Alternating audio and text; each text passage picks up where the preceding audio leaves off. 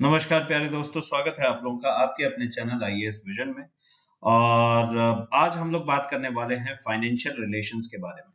तो जो हम लोगों ने टॉपिक उठाया है सेंटर स्टेट रिलेशंस, तो उन्हीं सेंटर स्टेट रिलेशंस में आज एक नया अध्याय जुड़ने वाला है और पॉलिटी सीरीज में हम लोग बहुत ही डिटेल में इसे देखेंगे।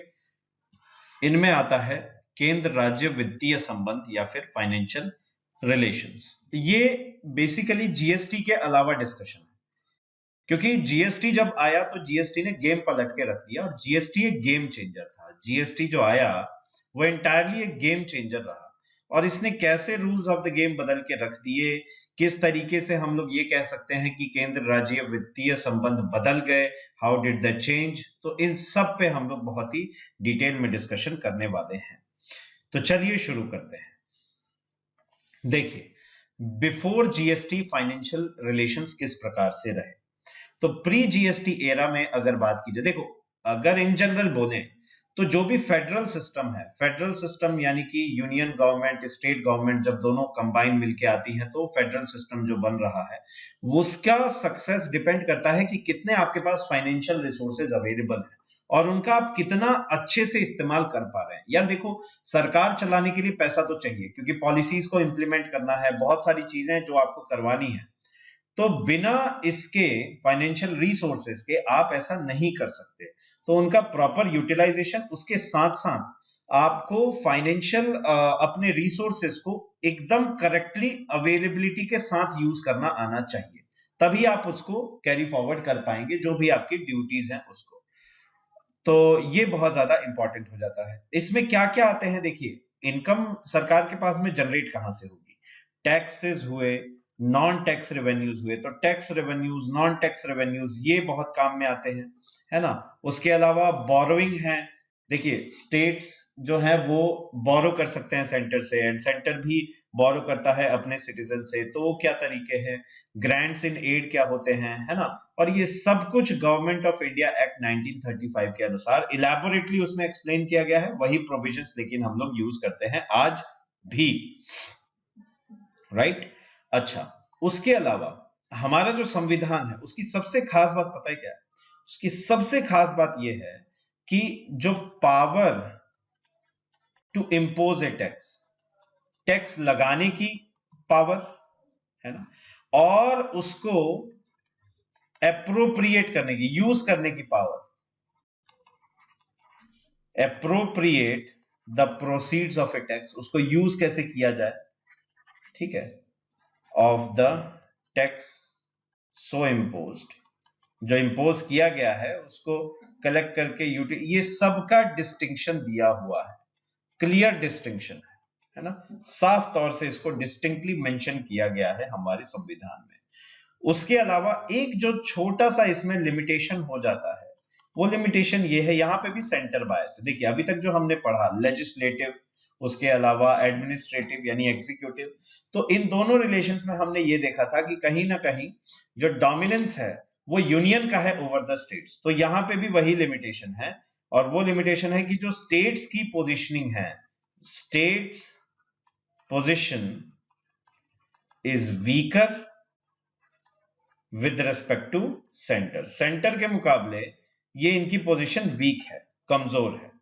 और इसमें क्या आ जाते हैं, देखिए एग्जांपल्स क्या क्या हैं, जैसे गिफ्ट टैक्स हुए तो ये मेंशन नहीं है ना, और एक्सपेंडिचर टैक्स हुआ, ये सब कुछ इसके बारे में मेंशनिंग नहीं की गई है। तो ये रेजिडुअरी पावर्स में आते हैं, और रेजिडुअरी पावर्स ऑब्वियसली किसके पास में दी गई है, सेंटर के पास में दी गई है। तो गिफ्ट्स के ऊपर टैक्स इंपोज करना और कलेक्ट करना, उसको अप्रोप्रिएट करना, एक्सपेंडिचर टैक्सेस हुए, इन सब के लिए यूनियन की रिस्पॉन्सिबिलिटी है, सेंटर की रिस्पॉन्सिबिलिटी कहीं ना कहीं वीक होता हुआ नजर आता है, राइट। अब चलिए जरा कॉन्स्टिट्यूशनल प्रोविजन समझ लेते हैं। इनमें पहला है taxes levied by the centre, यानी टैक्सेस जो सेंटर द्वारा तो इंपोज किए जा रहे हैं। लिवाइड का मतलब ये हुआ इम्पोज्ड बाय द सेंटर, ये इंपोज कौन कर रहा है, सेंटर इंपोज कर रहा है। लेकिन कलेक्ट कौन कर रहा है, कलेक्ट और स्पेंड कर रहे हैं states, collected and spent by the states, ठीक है। कि इंपोज तो सेंटर कर रहा है, लेकिन स्टेट्स क्या कर रहे हैं, इसको कलेक्ट करेंगे और स्पेंड करेंगे, है ना। जैसे कि स्टाम्प ड्यूटीज हो गई, bills of exchange, on the bills of exchange, यानी कि जो भी आप जैसे कोई लीगल डॉक्यूमेंट तैयार करते हैं तो उसमें स्टाम्प लगता है, रेवेन्यू स्टाम्प, स्टाम्प ड्यूटीज लगती है, तो उनको कलेक्ट, देखिए उसको डिसाइड कौन करेगा, सेंटर करेगा, लेकिन कलेक्ट करके उसका यूसेज कौन करेगा, स्टेट्स करने वाले हैं। ठीक, उसके अलावा taxes levied and collected by the centre but assigned to the states. देखिए टैक्सेस जो हैं वो लिवाई तो किए जा रहे हैं, कलेक्ट किए जा रहे हैं सेंटर द्वारा, लेकिन स्टेट्स को असाइन किए कि ठीक है आप इसके एक्सपेंडिचर को देखिए, आपके लिए ये है एक तरीके से, यानी स्टेट्स इसको यूटिलाइज करेंगे। जैसे कि tax on goods in the course of inter state trade और कॉमर्स, जैसे कि मान लीजिए हरियाणा है, अब हरियाणा से मान लीजिए कि बिहार, कुछ ऐसा ही है ना, इस राज्य में ट्रक जाता है, यहां से शुरू हुआ और यहां पहुंचता है, तो जैसे ही ये बिहार बॉर्डर पे पहुंचेगा तो यहां पे इससे टैक्स वसूला जाएगा, क्योंकि इंटर स्टेट ट्रेड हो रहा है ना, क्योंकि ये इंटर स्टेट ट्रेड है, तो इंटर स्टेट ट्रेड की वजह से यहाँ पे एक टैक्स वसूला जाएगा, बिहार गवर्नमेंट, सॉरी, यहाँ पे एक टैक्स वसूला जाएगा, किसके द्वारा, ये वसूला जाएगा सेंटर द्वारा, central authorities, right, revenue services के ऑफिसर्स यहाँ पे रहेंगे। और ये क्यों वसूला जा रहा है, क्योंकि स्टेट्स के बीच में आपस में ही यहाँ पे एक कम्युनिकेशन हो रहा है, कॉमर्शियल एक्टिविटीज है, ट्रेड हो रहा है, और इसी को कहते हैं सेंट्रल सेल्स टैक्स। इसी को क्या कहते हैं, सेंट्रल सेल्स टैक्स, इसका नाम है सेंट्रल सेल्स टैक्स, राइट। तो ये वसूला जाएगा और ये पहुंचाया कहां जाएगा, ओरिजिनेटर स्टेट, यानी जहां पे इसका ओरिजिन हुआ, यानी हरियाणा। अगर मान लीजिए बिहार से जाता झारखंड तो कहां पहुंचाया जाता, बिहार में। अगर मान लीजिए बिहार से जाता तेलंगाना तो कहां पहुंचता, बिहार। तो कहने का मतलब जो ओरिजिनेटिंग है उसके पास जाता है, ये उसके यूज के लिए दिया जाता है सेंट्रल सेल्स टैक्स। उसके अलावा नेक्स्ट कैटेगरी क्या है, taxes levied and collected by the centre but distributed between centre and the states, है ना।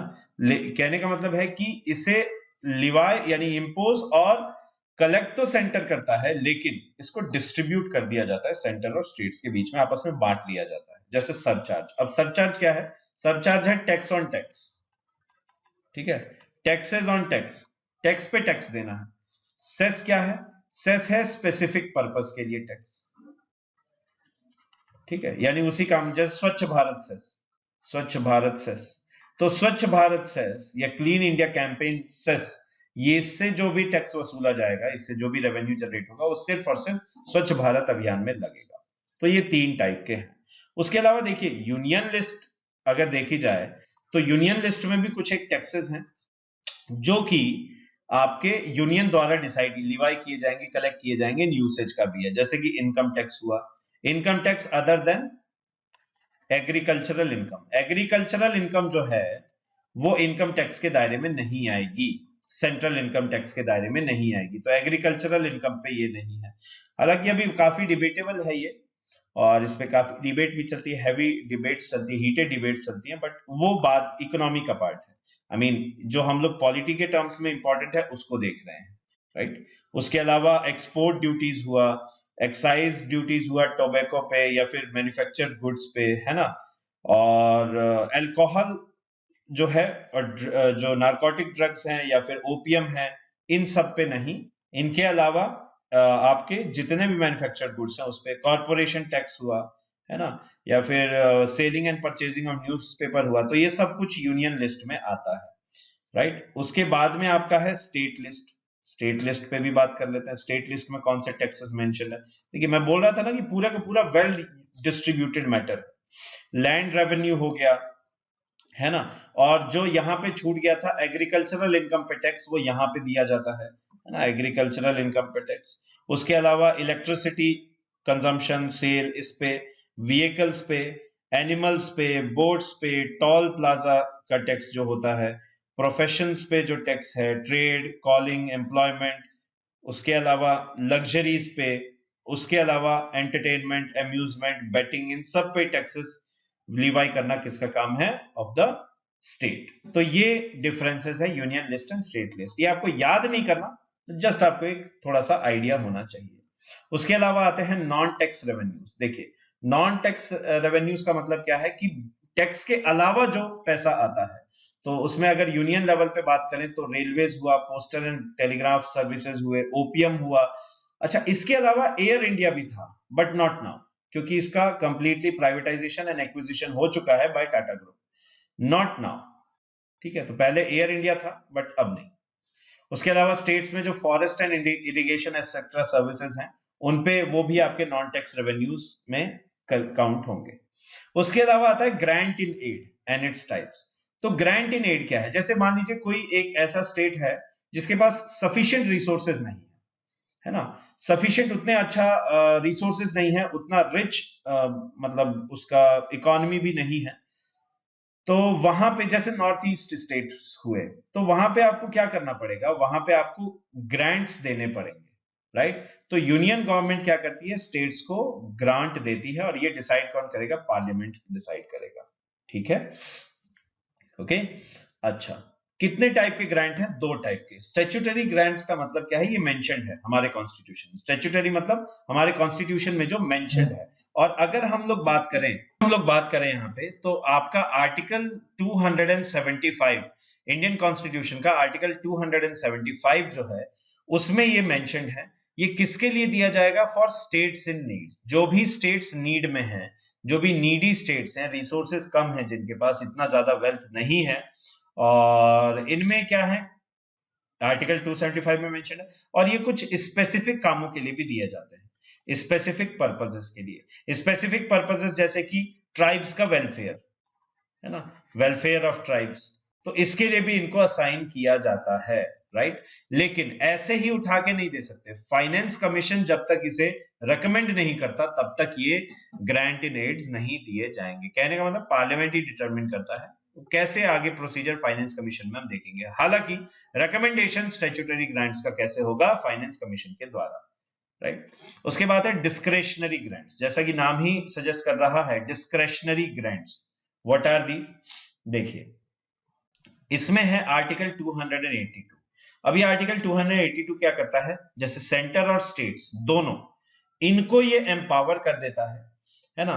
और ये क्या कर सकते हैं? Empower to make any grants, कोई भी ग्रांट्स ये अनाउंस कर सकते हैं, any grants for some leverage, ताकि कुछ लेवरेज दिया जा सके, for some leverage to influence, coordinate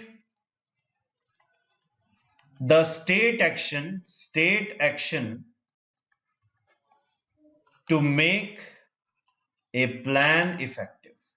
देखिए, किसी भी स्पेसिफिक पर्पस के लिए स्टेट्स और सेंटर दोनों ही एम्पावर्ड हैं, ग्रांट्स डिफाइन कर सकते हैं, दे सकते हैं, असाइन कर सकते हैं किसी एक पर्पस के लिए, ताकि दोनों के बीच में सामंजस्य भी बना रहे, और बड़े ही आराम से इसको मेंशन किया गया है, ताकि ये जब दिया जाए तो जो कोऑर्डिनेशन है वो बना रहे। कोई भी प्लान अगर इफेक्ट में लेके आना है तो इफेक्टिवली वो हो सके। अपने ही डिस्क्रेशन से दे सकते हैं, और इसमें किसी भी फाइनेंस कमीशन का किसी भी आपका जो बॉडी है उसका रिकमेंडेशन की रिक्वायरमेंट नहीं होती है, इसीलिए कंट्रोवर्शियल भी है। जैसे देखिए, हरियाणा गवर्नमेंट है, हरियाणा गवर्नमेंट ने क्या किया था?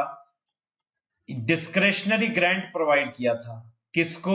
एक ढोंगी बाबा हुआ करता था, बाबा राम रहीम सिंह इंसान, नाम दुनिया भर का रख लिया था लंबा सा, और कर्म एकदम छोटे थे, है ना? तो इसको 50 लाख का एक डिस्क्रेशनरी ग्रांट प्रोवाइड किया गया था बाय हरियाणा गवर्नमेंट। बाद में उसे रेप केस में कॉन्विक्टेड किया गया, और पता चला कि he was a serial offender in terms of rape, तो उसको फिर जेल हुई, और बाद में इसको रिवर्ट भी कर लिया था, उन्होंने वापस ले लिया था, ठीक है, उसको विड्रॉ कर लिया था आफ्टर कन्विक्शन। तो ये काफी कंट्रोवर्शियल है, बिकॉज ये अपने ही डिस्क्रेशन पे है, क्योंकि इसका कोई रिकमेंडेशन नहीं है। खैर, उसके बाद बारी आती है फाइनेंस कमीशन की। तो देखिए, आर्टिकल 280 के अनुसार फाइनेंस कमीशन को सेटअप किया जाता है, और ये कहता है, भारतीय संविधान का अनुच्छेद 280वां कहता है कि जो प्रेसिडेंट ऑफ इंडिया है, जो हमारे राष्ट्रपति हैं, वो एक फाइनेंस कमीशन बना सकते हैं हर 5 साल में, एवरी 5 years। ठीक है, हर 5 साल में एक फाइनेंस कमीशन बनाया जा सकता है। इसका काम क्या होगा? पहला, divisible pool of taxes, taxes that is to be shared with states, यानी स्टेट्स के साथ कितना परसेंटेज टैक्सेस का शेयर किया जाएगा, ठीक है। और ये जितना भी शेयरिंग होगा ये फाइनेंस कमीशन के रिकमेंडेशन के बेसिस पे ही होगा। जैसे अगर हम लोग बात करें तो जो 14th फाइनेंस कमीशन था उसने रिकमेंड किया कि ये 42% होना चाहिए, है ना। तो 42% जो टैक्सेस कलेक्ट हुए हैं, डिफरेंट डिफरेंट टैक्सेस, उसका 42% हिस्सा स्टेट्स के साथ शेयर किया जाना चाहिए, राइट। उसके अलावा जो देखा ही हमने स्टैट्यूटरी ग्रांट्स हैं, उनका रिकमेंडेशन, उनको रिकमेंड इसी के द्वारा किया जाता है, किसको कितना क्या देना है, राइट। सो ये है आपके फाइनेंस कमीशन। उसके बाद आ जाता है types of taxes. Types of taxes में दो डिफरेंट टाइप्स ऑफ टैक्सेस आएंगे, एक है डायरेक्ट टैक्स और दूसरा है इनडायरेक्ट टैक्स। अब डायरेक्ट और इनडायरेक्ट टैक्स में क्या अंतर है, जरा ये समझ लीजिए। डायरेक्ट टैक्स का मतलब ये है जो सीधा आप पे लगेगा, है ना, और इसकी जो लायबिलिटी है, यानी जो देने की जिम्मेदारी है, चुकाने की जिम्मेदारी। लायबिलिटी का मतलब क्या हुआ? चुकाने की जिम्मेदारी। सो चुकाने की जिम्मेदारी, तो ये जो चुकाने की जिम्मेदारी है, जो भी है लायबिलिटी, इसको शिफ्ट नहीं कर सकते, can't be shifted to anyone else. किसी पे भी आप शिफ्ट नहीं कर सकते, किसी पे भी नहीं, ठीक है। जैसे कि इनकम टैक्स अगर लगा देना है तो आप ही को देना है ना। कॉर्पोरेट टैक्स है, आपका कॉर्पोरेट है तो आप ही को देना है। आप ये नहीं बोल सकते कि नहीं कंपनी नंबर 2 देगी, नहीं भाई, आपकी कंपनी पे आप दीजिए। इनकम टैक्स आपका है, इनकम आपकी हो रही है, दूसरा क्यों देगा। उसके अलावा है इनडायरेक्ट टैक्स। अब ये इनडायरेक्ट टैक्स क्या बीमारी है? इसका मतलब ये उल्टा, ये जो लायबिलिटी है यानी जो चुकाने की जिम्मेदारी है, ये कैन बी शिफ्टेड, इसे शिफ्ट किया जा सकता है टू एनीवन एल्स, किसी पे भी शिफ्ट किया जा सकता है, राइट। किसी पे भी शिफ्ट किया जा सकता है, एनीवन एल्स, है ना। जैसे कि फॉर एग्जांपल जो सर्विस टैक्स हुआ, एटसेट्रा, राइट। और इसमें ही एंट्री होती है जीएसटी की। जीएसटी जब लागू किया गया तो जीएसटी कलेक्टिवली इस इनडायरेक्ट टैक्स को एकदम इक्वेशन बदल के रख दिया। और नेक्स्ट लेक्चर में हम लोग जीएसटी देखेंगे और इसने किस तरीके से सेंटर स्टेट के रिलेशंस को ऑल्टर किया। और जीएसटी में जो हमारा पार्ट होगा, बेसिकली हम लोग जानेंगे कि किस तरीके से जो GST goods and services tax है वो कॉन्स्टिट्यूशनली हमारे कंट्री को इफेक्ट करता है, यानी कि सेंटर स्टेट रिलेशंस पे उसका क्या फर्क पड़ता है, उसका क्या इफेक्ट है, इस पे हम लोग डिस्कशन करेंगे, नॉट द इकोनॉमिकल पार्ट। सो अगले लेक्चर का वेट कीजिए, जीएसटी पूरे ब्रीफ में डिटेल में हम लोग समझेंगे। मिलते हैं अगले लेक्चर में। आशा करता हूं आपको पसंद आया हो। लाइक कीजिएगा दिल खोल के, शेयर कीजिएगा एंड चैनल पे नए होने पे सब्सक्राइब जरूर कीजिएगा। मिलते हैं अगले लेक्चर में, तब तक के लिए जय हिंद, जय भारत, वंदे मातरम।